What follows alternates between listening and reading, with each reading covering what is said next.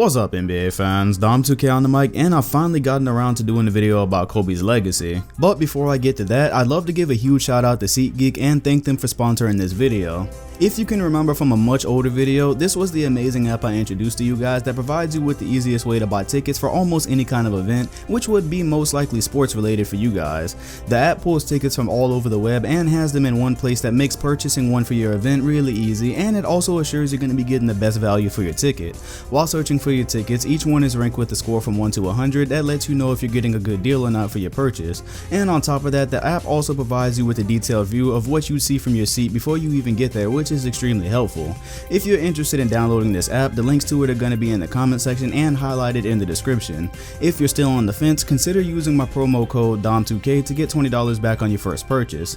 This is the app I used when I went to the Warriors and Magic game last season, and it made the whole process really simple, so I definitely recommend this to you. So a little over a year ago, I made a video about the 3 times LeBron James's legacy was on the line and how he responded. It was one of my most well received videos, and it was also one of my favorites because it was one of those where even if you hate LeBron, you can't deny that he showed up in the most vulnerable points of his career. So after that video, I've always wanted to do one for Kobe as well, being that he ranks pretty high on my all-time list. But upon reviewing his career, you find that there just weren't that many times where his legacy was even on the line to begin with. He had the luxury of playing the first chunk of his career with the most dominant force to ever play the game, so even when there were a couple of close calls, he never really had moments where his entire legacy was on the line throughout those years, and he and Shaq were sharing the spotlight at the time, so he wasn't singled out like LeBron was in his cases. However, I did recall one interesting stretch in Kobe's career where the pressure had built up to a fever pitch, and had this final moment had gone the wrong way, Kobe's legacy would have pretty much been destroyed. And today, I'm here to show you everything that led up to that moment, how things went his way, and what would have happened if he lost. So the adversity throughout the first half of Kobe's career was kind of minimal because once he and Shaq clicked, it was kind of expected that they were going to win every year. He had great moments like taking over when Shaq wasn't showing up in Game 7 against the Blazers, saving the day for the Lakers after a sprained ankle when Shaq fouled out against the Pacers, and killer performances against the Kings and Spurs that are some of the most visually impressive games you're ever going to see.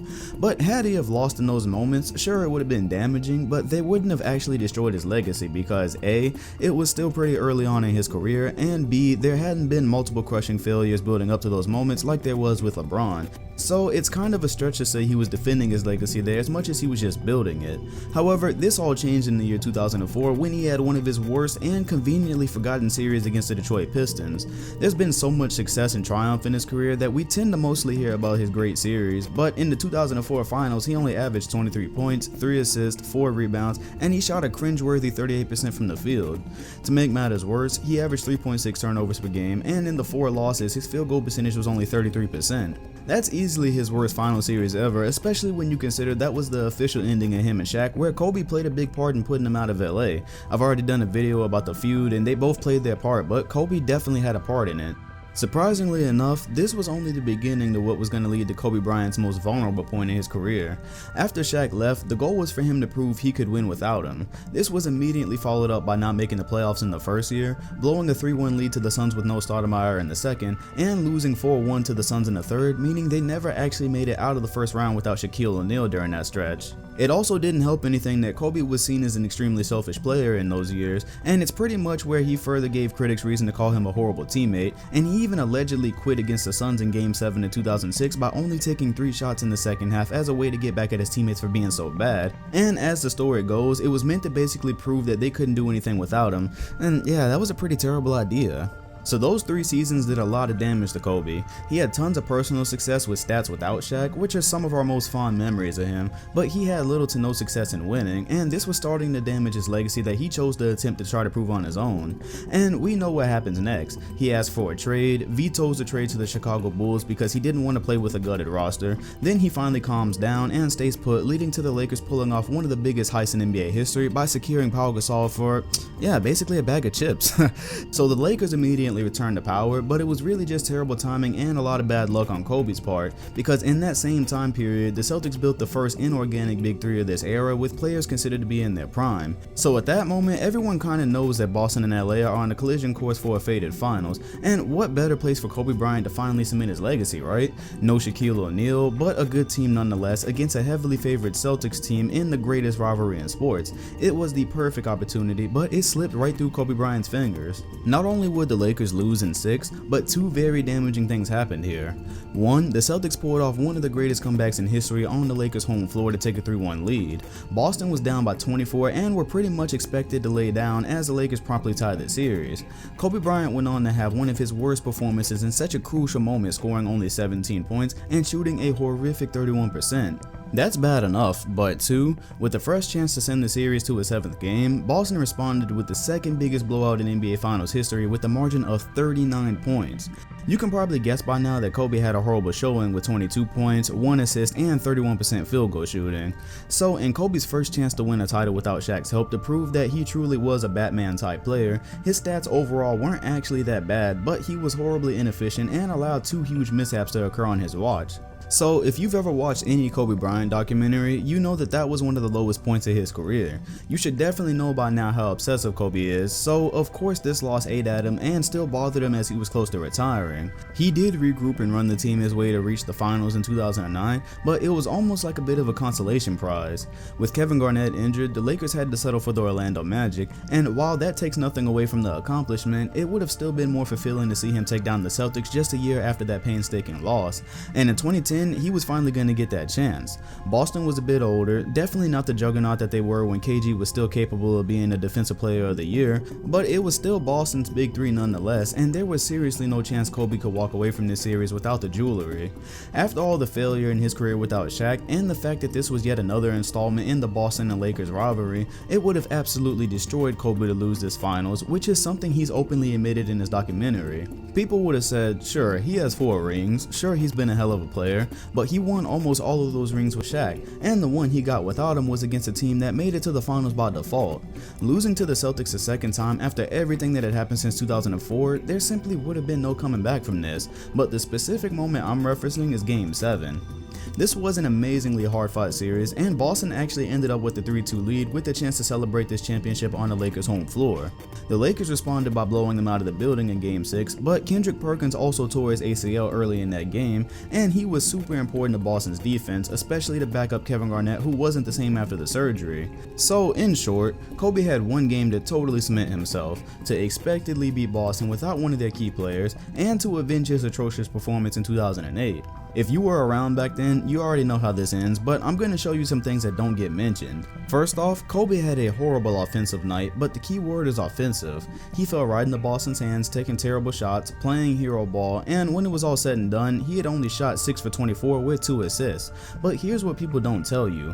Kobe found a way to get it done in the end. His shot was completely off in the biggest game of his life, but he had an extraordinary rebounding night by grabbing 15 of them, which is the most rebounds grabbed by a shooting guard in an NBA Finals game. That's quite the stat to have, but he also came up in the clutch more than people realize. As the momentum started to shift away from the Celtics, he hit one of the most important shots of the game, which was a dribble pull-up on Ray Allen, which is when the game was really starting to slip away from Boston. Also, one of his 2 assists for the game went to Ron Artest, who was open for a split second to hit the most important shot that probably won the game for them. The last thing nobody mentions is that this was just a slow, ugly, grinding game for everybody. Pau Gasol shot 6 for 16, Artest shot 7 of 18, Pierce shot 5 of 15, and Allen shot 3 of 14. Overall, the Celtics shot 40% and the Lakers shot 32%.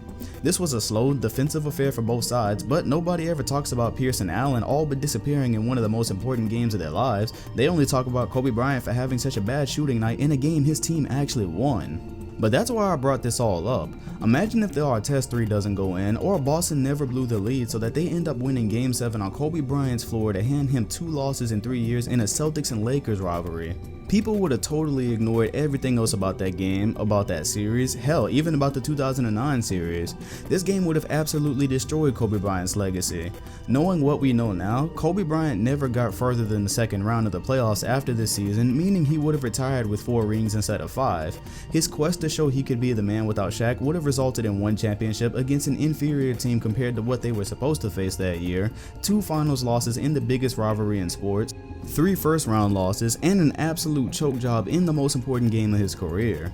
Obviously, since they won, it's not really considered choking, especially when he made up for it by rebounding and hitting a clutch shot, but this would have especially hurt him when people started doing what they do now with the endless Jordan, Kobe, LeBron debates. Sure, LeBron is now 3 out of 8 in the finals, but people love those stats, and they would have absolutely pulled out those closeout game stats in the finals to show how LeBron James rarely ever had a terrible game in that situation. Meanwhile, Jordan rarely ever lost one.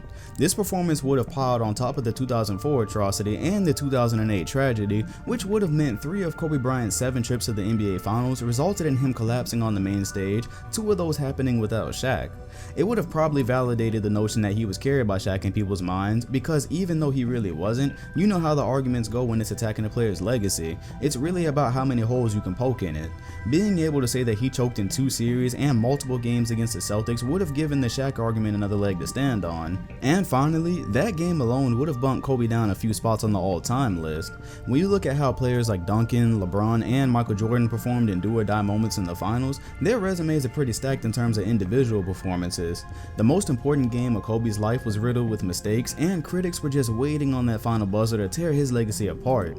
Luckily for him, the Lakers escaped that affair by just 4 points in a game that came down to the final seconds. His record is 5-2, and we can look back at his series saying that no matter what you think, he won most of them, and he played a big part in them too.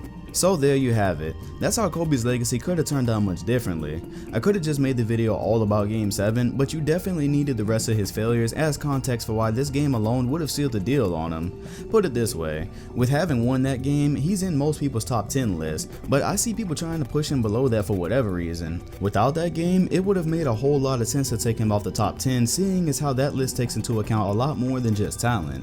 So anyways, I hope you guys enjoyed the video. If you did, hit like, comment, and subscribe, and make sure to hit the bell next to my name if you want notifications on future videos. I'm Dom2K, thanks for watching, and I'll see you guys on the next one.